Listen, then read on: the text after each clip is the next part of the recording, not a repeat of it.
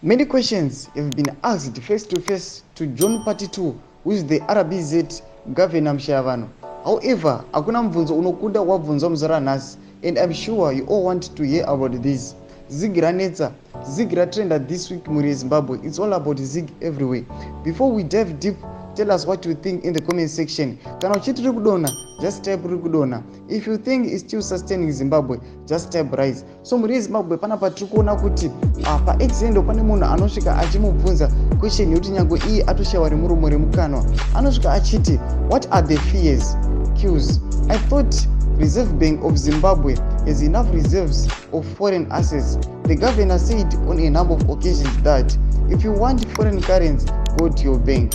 I thought that fuel stations can also go to the bank after selling in Zig. Asinava izere mepo. I'm just a devil's advocate. Musandituke. Saka ndo challenge anopuwa pana zvinzi aiwa iwo hapana ponga mboya uchiti isusu consumers kana chida ma US dollars kana ma foreign currency toenda ku bank. Asi uchiti ma filling station ngasatengesa fuel in Zig.